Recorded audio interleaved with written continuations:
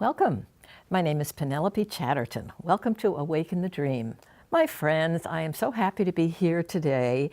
Again, talking about Joel Goldsmith and the Infinite Way. And today I'm going to review Consciousness Unfolding, which again, as I tell my friend Diane, this is the best ever. And she always says, you say that all the time about every book you ever read because they're all so fresh and new. And I don't know, you almost believe there are a million authors to all 50 books, and it's the same guy who's just channeled and is an instrument for God and has this super mission. But before I get rolling, I want to mention the calendar that is free to anyone who wants it, that Diane Doheny is giving to you, and she will mail it to you if you email her. It's the 2019 Joel Goldsmith calendar, and it's really beautiful. Her address is ddoheny1@comcast.net. And my buddy Tim, who is a great director, is going to put that graphic up as we go through the show. So if you want to order one, just email Diane and say, I'd love one. They're just nice to have. Each month has an inspirational idea, and on the back it talks about who Joel is and what his movement is. And I don't know, it's just nice to have. And today I want to thank Joel Goldsmith, who was born in the late 1800s, I think lived to be into 1964-ish, he's my teacher. And it's so interesting. I've been doing Awaken the Dream I've decided about 26 years, and in the last maybe 4 to 7, I've honed in on Joel Goldsmith. I interviewed and entertained and loved hosting so many folks who had a special path, because we all can vibrate to something special, and that's a good message today. Whatever you vibrate to, stay with it. Trust it until maybe you don't want to anymore, because I've been through a lot of them. I tried to make a lot of them work, and they worked for a while, and then something went amiss where something was missing, and creatively I needed to move somewhere else. So I tried so many of these wonderful missions and so many wonderfully creative people that came on my program to be inspired. But then I read Parenthesis in Eternity by Joel, and that was it. It was like it fell out of the sky, hit me on the head, and it's been about 7 years where I just can't deviate. And it gave me permission actually to stop hosting because I just needed to focus.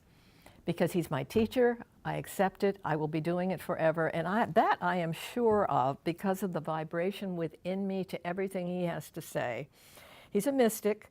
He tries to help us to see where mysticism actually is the step beyond metaphysics, where metaphysics might try to give an affirmation over a problem and deal with it, wrestle with the problem, where in mysticism there is no problem. Joel, who worked with the church for a while, found the organization and the politics began to interfere with listening to the still small voice. So after, I think he said, 28 years of struggling to find God and to work with God and hear that voice, he woke up. He woke up to tears. He woke up to his heart breaking with joy. And that's an experience that one never forgets, and you can never go back from there. You want it again and again and again. So Consciousness Unfolding, Joel, thank you, is about patience. It's about the process of our developing slowly within, learning to go within over everything. The general idea is we are in a human world. We're very brainwashed as to fear. Love, hate, joy, money.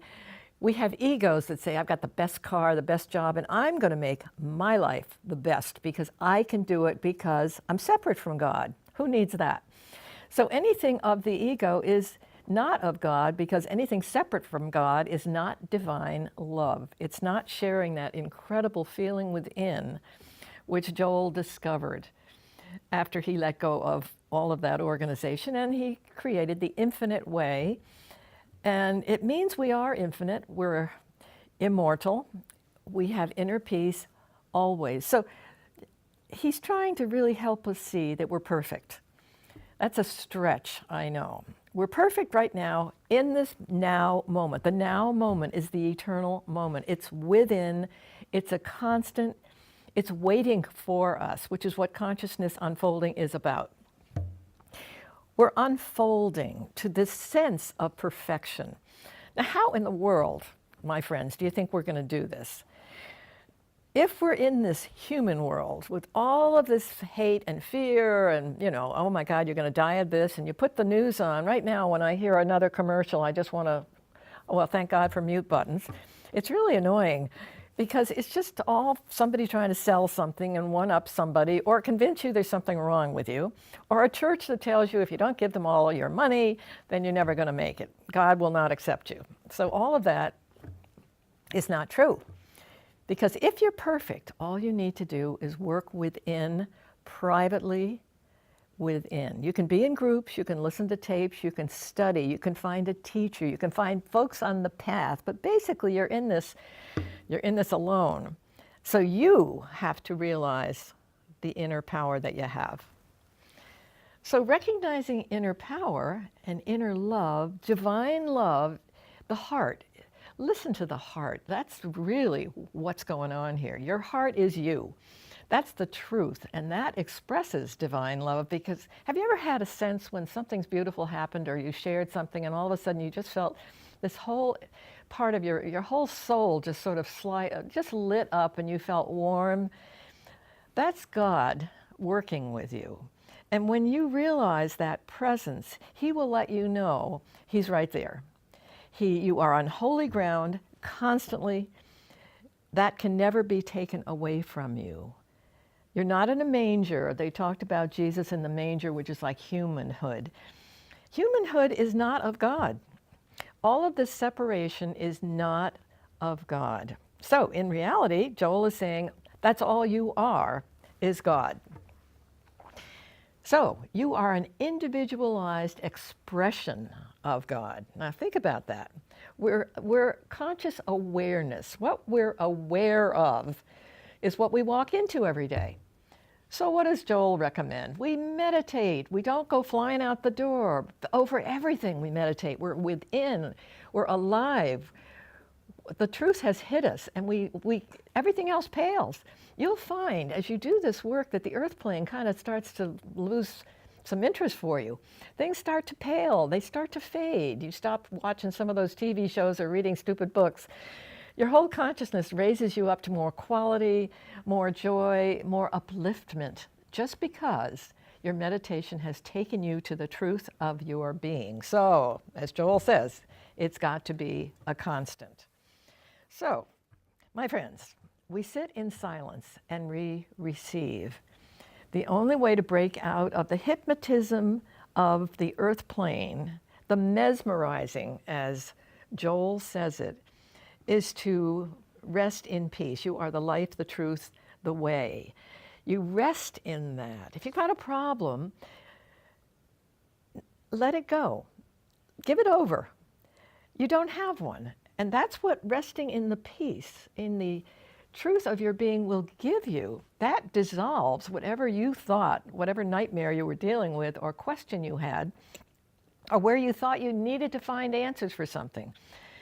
If it comes from your ego, it's not going to work.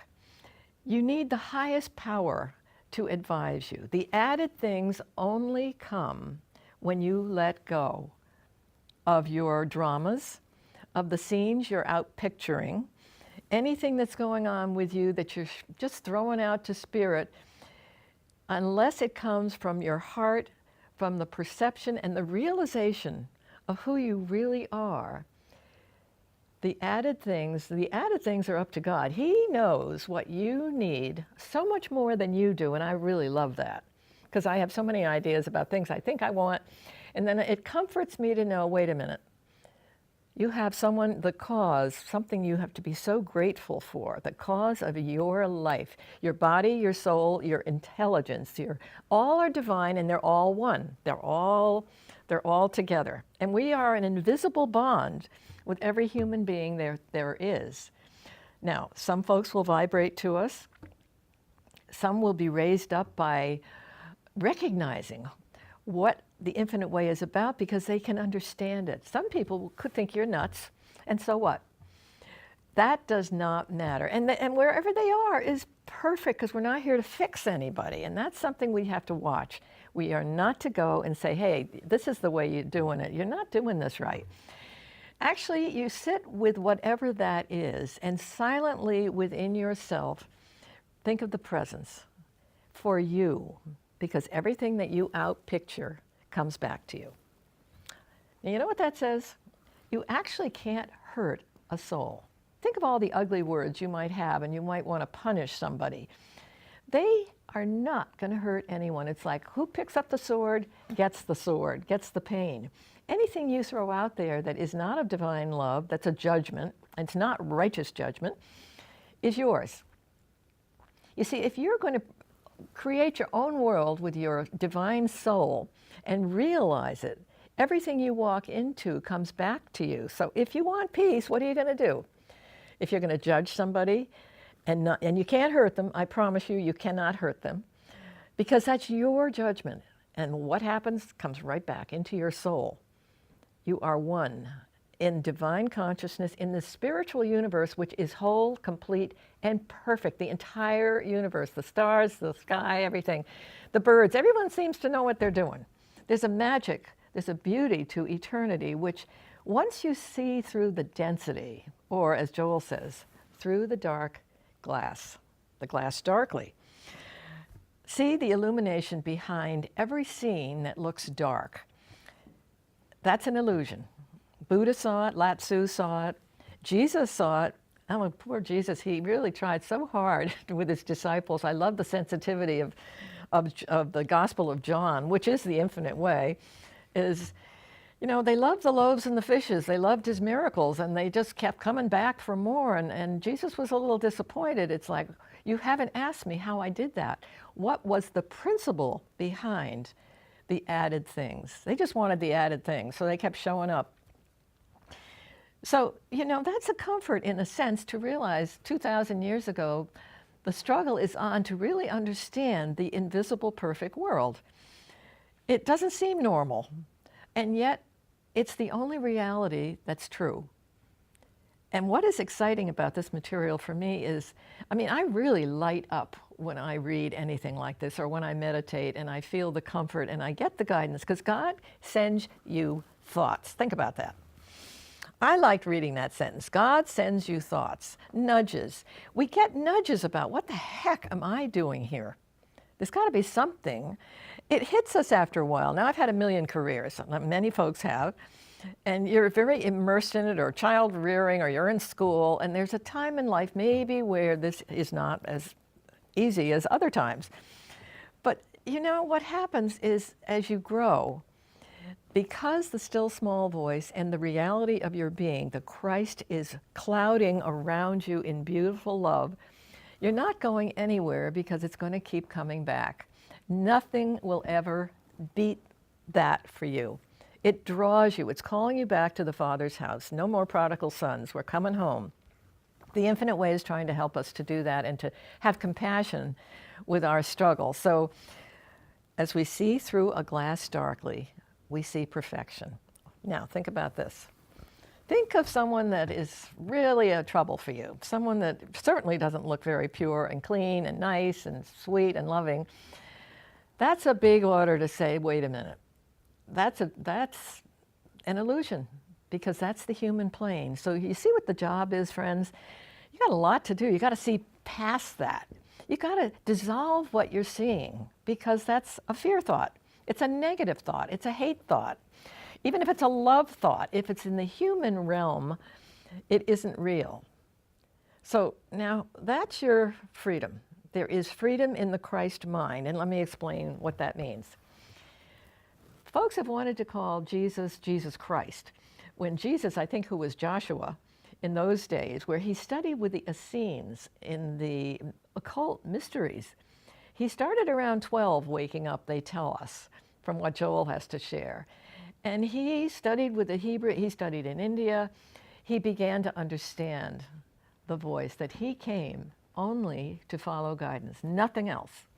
He went to the wilderness a lot because he really needed to regroup, because he was dealing with how hard his message was. He was trying to tell folks, you've got what I've got. We all have this Christ mind. So it's not Jesus Christ, it's Jesus trying to give us the concept of the Christ mind is the invisible spirit within us that never leaves us, it's constant. So even, I think it was Moses that brought the Hebrews out. They were just pretty out there with, he calls them kind of wild. So I know that the commandments helped a lot of folks to shape up. They needed rules. A lot of folks needed rules. And then a lot of other folks, unusually psychic or sensitive or spiritual folks, got the message. Jesus really, really wanted everyone to get the message. And you know, today here we are, how many thousands of years later, and we're getting it. Yes, we are getting it. We're going beyond metaphysics. We're going to the purity of seeing the perfect everywhere. So, here's a great punchline. What we walk into is our world. It's our perception. It's up to us what we see. No one can do this for you. No group of people can do this for you. This is your job, if you want it. And once you find out the added things are coming, and by that I'm not thinking about you're going to get a car, you're just going to have miracles happening. And you didn't plan on those miracles. They just came from somewhere that somebody knew more than you did and said something very exciting or gave you something that helped lift your spirit because you dared to let go of a vision.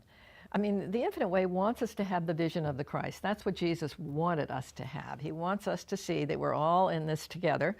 We're all connected. The universe is totally connected. Our intelligence, our souls, our bodies are all one, and they're all taken care of. He said, we can look better at 100, and I sort of chuckle at that one, saying to myself, okay, Penelope, you got some work to do here.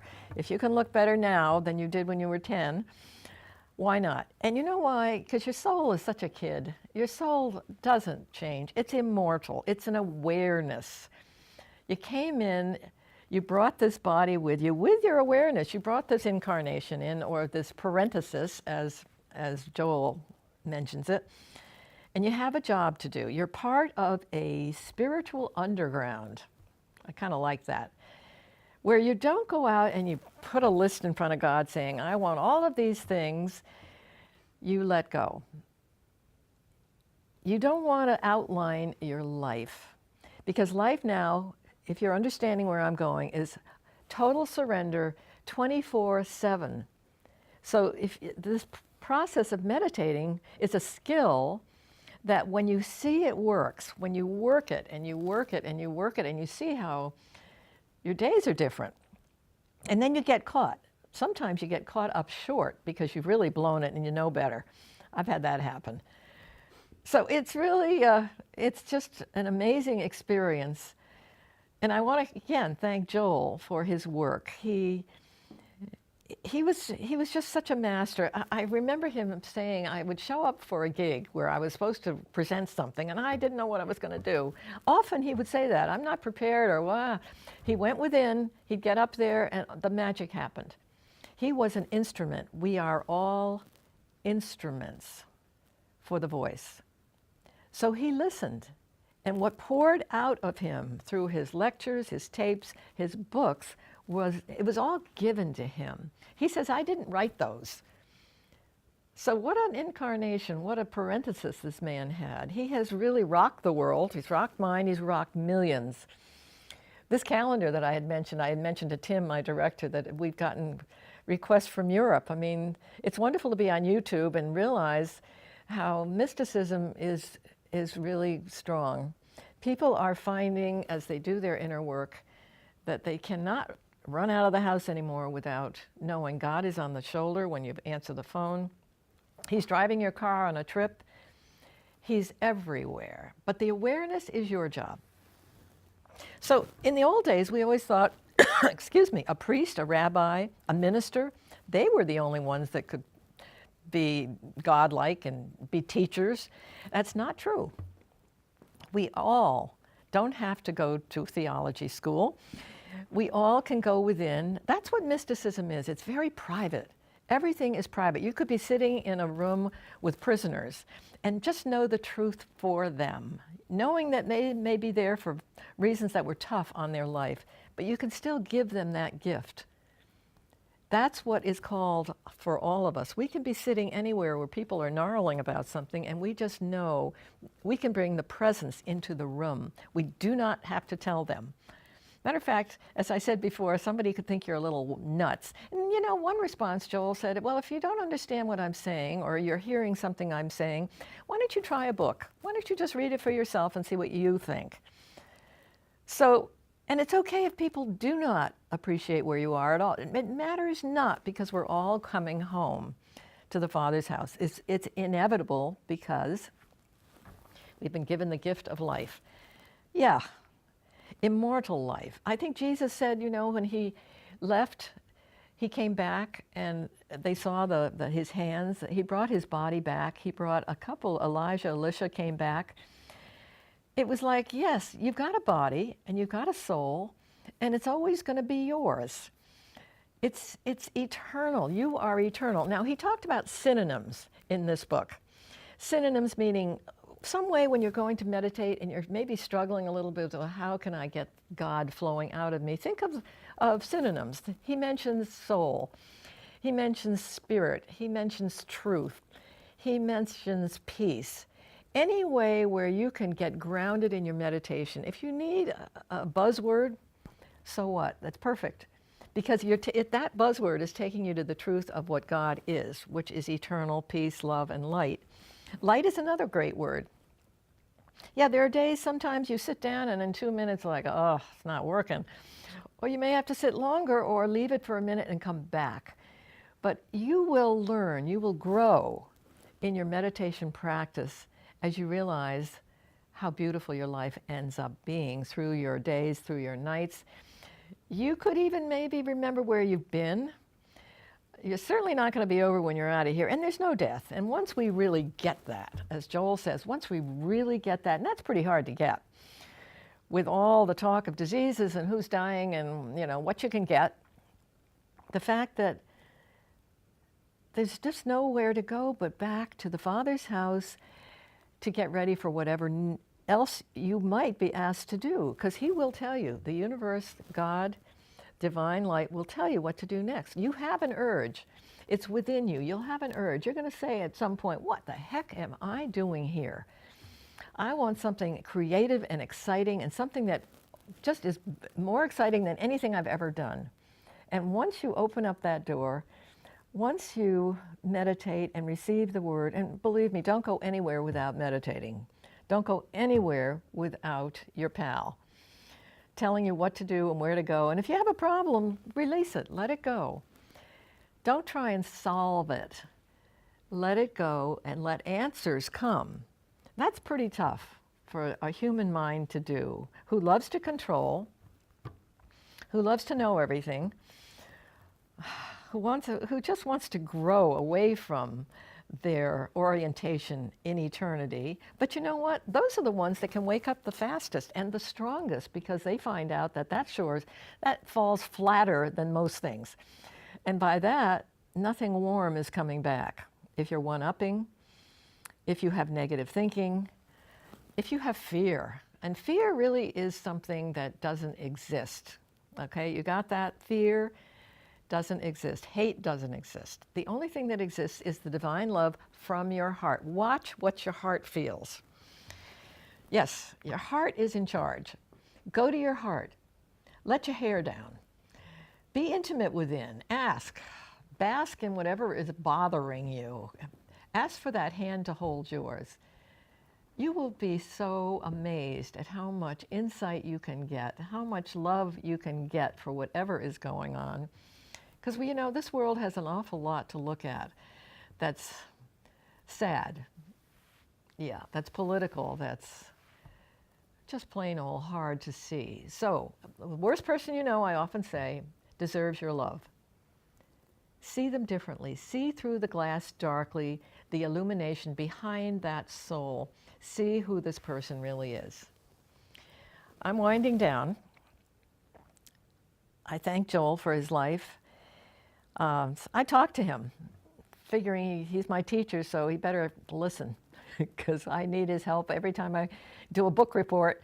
I try to share what's given me a life. My life's gotten very simple. There's a whole lot I don't want to do but study, meditate, work out, sing, whatever it is. I have a very simple life now, and it's never been more full of divine light. And I just want to tell you folks, Joel Goldsmith is my guy. But thank you for joining me on Awaken the Dream, and I will talk to you again soon. Appreciate Tim. Order that calendar if you'd like it, and thank you for watching.